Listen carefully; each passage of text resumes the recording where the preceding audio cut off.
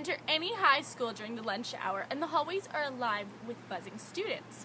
It's hard not to overhear some discuss the latest online trends, while others organize their weekend plans.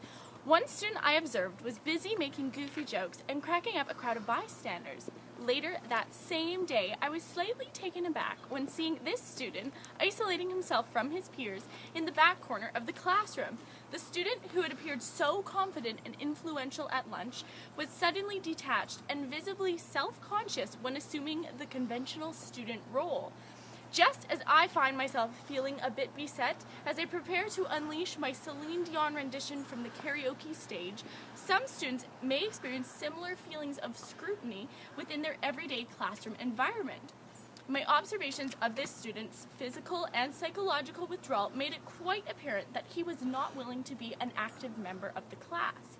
The student had his head down on his desk, not because he has the ability to read the textbook through his forehead, but because he was lacking the motivation to follow along with the material.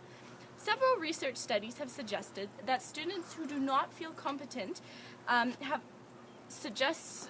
enough to complete the task at hand easily lose confidence and motivation to put in the effort. The behavior displayed by the student may be influenced by a number of factors. This could include the anxieties of being constantly monitored by the teacher, or even the daunting thought of being assessed on his performance in the class. The pressures were not present when the student was among his friends in the schoolyard. This student should not have to sit through class with his only stimulus being the promise of the 3 o'clock bell. So what strategies could a teacher use to help this student learn more effectively?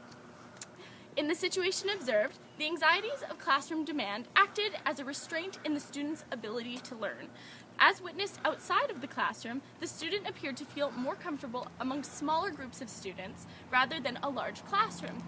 The teacher could have the class break into small groups to encourage the participation of this student. Additionally, if the classroom is registered as a place of distress for this student, the teacher could provide learning opportunities outside of the classroom.